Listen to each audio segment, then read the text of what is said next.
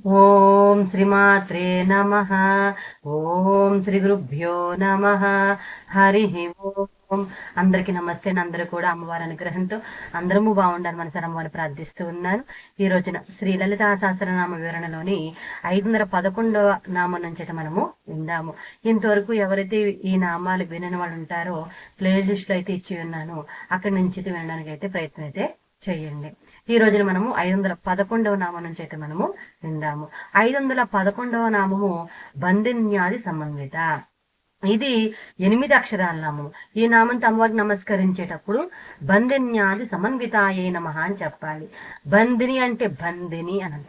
ఆది అంటే మొదలైన పరివార దేవతలచే, సమన్విత అంటే పరివేష్టింపబడి ఉండునది అని అర్థం.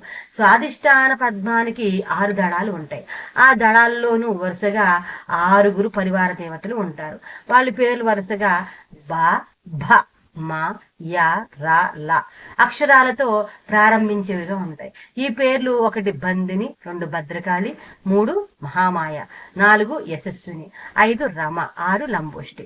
ఈ 6 చుట్టూ ఉండే 6 దళాల్లో ఉండే పద్మం మధ్యలోనే కర్ణిక వద్ద స్వాదిష్టాన చక్రాధిష్టాన దేవత ఉంటుంది.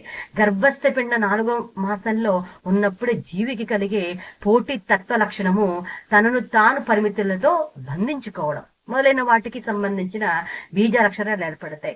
నామంలోని బంధిని పదం ఈ లక్షణాన్ని సూచిస్తుంది. బంధిని మొదలైన పరివార దేవతలచే పరివేష్టింపబడి ఉండునది అని ఈ నామానికి అర్థం అనమాట. తర్వాత 215 నామము దద్యన్నాసక్త హృదయ.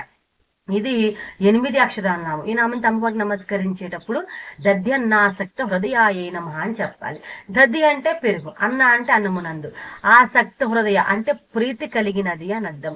ఈ చక్రాధిష్టాన దేవతకు పెరుగు అన్నం అంటే చాలా ఇష్టంగా ఉంటుందంట.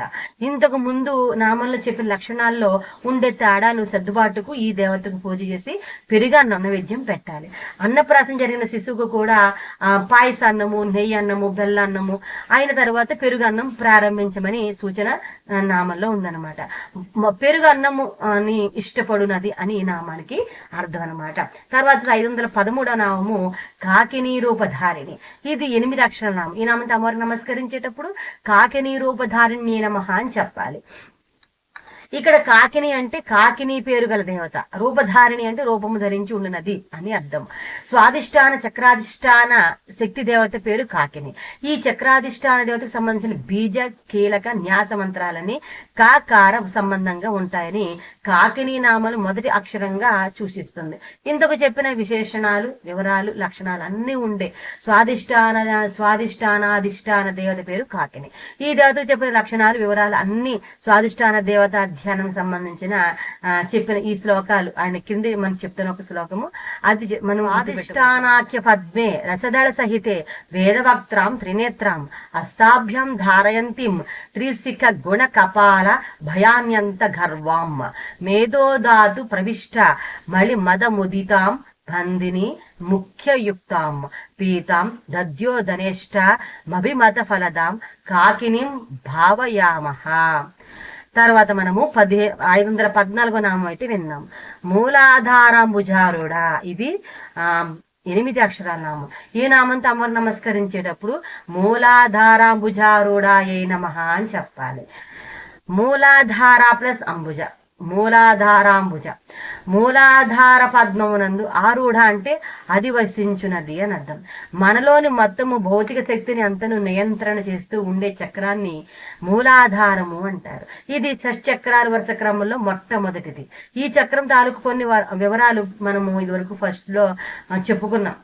ఈ మూలాధార చక్రాన్ని కూడా 4 పద్మాల పద్మలతో పోలుస్తారు. ఈ 4 దళాల పద్మ యొక్క మధ్య కర్ణిక అమ్మవారి యొక్క నివాస స్థానం అన్నమాట. ఈ మూలాధారానికి సంబంధించిన మరికొన్ని వివరాలు మనం వచ్చి ఇంకా నామాలు వస్తే నామం దగ్గర అయితే మనం చెప్పుకుందాం. మూలాధార పద్మమునందు అధివసించున్నది అని ఈ నామానికి అర్థం. తర్వాత ఇది 515వ నామం పంచవక్త్ర. ఇది 4 అక్షరాల నామం. ఈ నామంతో అమ్మవారు నమస్కరించేటప్పుడు పంచవక్త్రాయ నమః అని చెప్పాలి. పంచ అంటే ఐదు వక్త్ర అంటే ముఖములు కలది అని అర్థం. మూలాధార చక్రాధిష్టాన దేవతకు 5 ముఖాలు ఉంటాయి. పంచభూతాలు పంచేంద్రియాలు అనుసంధానం చేసే తన్మాత్రైన శబ్ద స్పర్శ రూప రస గంధాలు 5 ఈ మూలాధారం వద్ద పనిచేస్తాయి. 5 మాసాలు ఏర్పడి స్పర్శ జ్ఞానానికి సంబంధించిన చర్మంతో గర్భస్థ పిండానికి పంచ జ్ఞానేంద్రియ పరిపూర్ణత చేకూరుతుంది. 5 ముఖాలతో ఉండినది అని ఈ నామానికి అర్థం అనమాట. తర్వాత 516వ నామము అస్థి సంస్థిత. ఇది 5 అక్షరాల నామం. ఈ నామంతో అమ్మవారు నమస్కరించేటప్పుడు అస్థి సంస్థితాయే నమః అని చెప్పాలి. అస్థి అంటే ఎముకల యందు, సం అంటే సమ్యకు చక్కగా, స్థిత అంటే ఆశ్రయించి ఉండినది అనర్థం. మూలాధార చక్రాధిష్టాన దేవత అస్థి ధాతువును ఆశ్రయించి ఉంటుంది. అస్థి అంటే ఎముక. ఎముకలు ఉన్నప్పుడే శరీరానికి స్థిరత్వం ఉంటుంది. ఒక ఆర్సిసి స్లాబ్ లో గాని, స్తంభాలు గాని, ఇనుప తీగల కడ్డీలు ఎలాంటివో శరీరానికి ఎముకలు అలాంటివిగా అర్థం చేసుకోవాలి. వీటి శక్తిని బట్టే మనిషి స్థిరత్వం ఆధారపడి ఉంటుంది. ఎముకలకు దెబ్బలు తగిల నిరూపణ చెందిన, ప్రక్కకు జరిగిన, విరిగిన లేదా ఎముకలు పెరుగుదల సరిగా లేకపోయినా, లేక ఎక్కువగా పెరుగుదల ఉన్న ఈ నామాన్ని అస్థి సంస్థితాయే నమః అని సంపుటి చేసి 40 రోజులు జపించి చివరికి రోజు పూజ చేసి అమ్మవారికి పొలగం, పెసరపప్పు, బియ్యము కలిపిన వండనము, అది మనం పొలగం అంటాం అనమాట. నైవేద్యం పెడితే దోషం సత్వరమే నివారణ అయ్యి చక్కని ఫలితం చేకూరుతుంది. ఎముకలను ఆశ్రయించి ఉండినది అని ఈ నామానికి అర్థం అన్నమాట. తర్వాతి నామము 517 నామము అంకుశాది ప్రహరణ. ఇది 8 అక్షరాల నామం. ఈ నామంతో అమ్మవారికి నమస్కరించేటప్పుడు అంకుశాది ప్రహరణాయ నమః అని చెప్పాలి.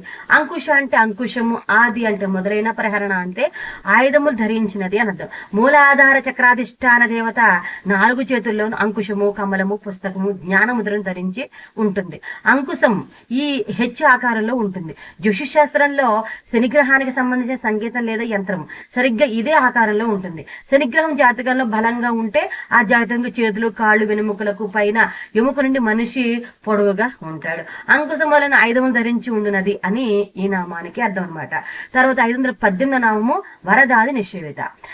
ఇది 8 అక్షరాల నామం. ఈ నామంతో అమ్మవారు నమస్కరించేటప్పుడు వరదాది నిషేవితాయ నమః అని చెప్పాలి. మూలాధార చక్రాధిష్టాన దేవత 4 దళాలు గల పద్మంలోని మధ్య కర్ణిక వద్ద ఉంటుంది. ఈ పద్మానికి 4 దళాల్లోని వరుసగా వ, ష, ష, స అక్షరాలకు సంబంధించిన 1 వరద, 2 శ్రియ, 3 షండ, 4 సరస్వతి అని 4 పరివార దేవతలు ఉండి అమ్మవారిని సేవిస్తూ ఉంటారనమాట. వరద మొదలైన 4 పరివార దేవతలచే సేవింపబడినది అని ఈ నామానికి అర్థం అనమాట. తర్వాత 419 నామము ముగ్ధోధనాసక్త చిత్త. ఇది 8 అక్షరాల నామం. ఈ నామంతో అమ్మవారిని నమస్కరించేటప్పుడు ముగ్ధో ధన సక్త చిత్తాయే నమః, ముగ్ధో ధన సక్త చిత్తాయే నమః అని చెప్పాలి. ముగ్ధ అంటే పెసరపప్పుతో చేసిన, ఓదన అంటే అన్నమునందు, ఆసక్త చిత్త ఆసక్తి కలిగి ఉన్నది అని అర్థం. ఈ చక్రాధిష్టాన దేవతకు ముగ్ధోధన అంటే పొలగము ఎక్కువ ఇష్టం అంట. శరీరంలోని భౌతిక శక్తి నియంత్రణ చేసే శక్తి కేంద్రమే మూలాధారం. భౌతిక బలం యావత్తు మూలాధారం వద్ద కేంద్రీకృతమై ఉంటుంది. మూలాధార చక్రం వద్ద ఉండి ఈ బలాన్ని పురాణాల్లో బలి చక్రవర్తితో పోల్చారనమాట. ఈ బలికి సంబంధించిన కథనే సంక్రాంతి ముందు రోజు వచ్చే భోగి రోజున జరుపుకుంటారు. ఈ రోజున కూడా పొలగం నైవేద్యం పెట్టి తింటారనమాట. అన్నప్రాసన పాయసన్నంతో ప్రారంభించి క్రమక్రమంగా నెయ్యి అన్నము, తీయని బెల్లం అన్నము, పెరుగన్నం తినిపించి అటుపైన పెసరపప్పు అన్నం తినిపించడం ప్రారంభించాలి అనే సూచన కూడా ఈ నామంతో మనకు తెలుస్తుంది అనమాట. పొలగమునందు ప్రీతి కలది అని ఈ నామానికి. తర్వాత నామం 520 నామము సాకిన్యంబ స్వరూపిణి. ఇది 8 అక్షరాల నామం. ఈ నామంతో అమ్మవారికి నమస్కరించేటప్పుడు సాకిన్యంబ స్వరూపిణి నమః అని చెప్పాలి. సాకిన్యంబ అంటే సాకినీ దేవత యొక్క, స్వరూపిణి అంటే రూపముగా నుండినది అని అర్థం. మూలాధార చక్రాధిష్టాన దేవత అయిన సిద్ధ విద్యాదేవి సాకిని శక్తి రూపంలో ఉంటుందన్నమాట. ఇక్కడ ఉంటుంది. మూలాధార చక్రాధిష్టాన దేవతకు సంబంధించిన బీజ కీలక న్యాస మంత్రాన్ని సాకార సంబంధంగా ఉంటాయని సాకినీ నామలో మొదటి అక్షరంగా సా సూచిస్తుంది. మూలాధార భుజారూఢ నాము మొదలు ఈ నామం దాకా ఈ దేవత గురించిన వివరాలే చెప్పబడ్డాయి అన్నమాట.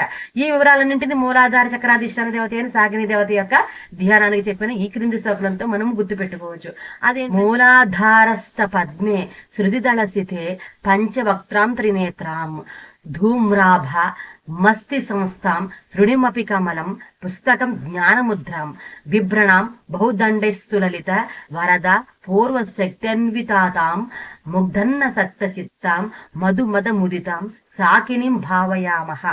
సాకినీ దేవతా స్వరూపంగా ఉండునది అని ఈ నామానికి అర్థం అనమాట. తర్వాత మనము 521 నామం నుంచి అయితే మనం విందాము. అంతవరకు స్వస్తి. అమ్మవారి యొక్క కరుణా కటాక్షములు మనందరిపైన ఉండాలి అని కోరుకుంటూ ఉన్నాను. సర్వేజన సుఖినో భవంతు, సమస్త మంగళాని భవంతు. స్వస్తి. ఓం శ్రీ మాత్రే నమః.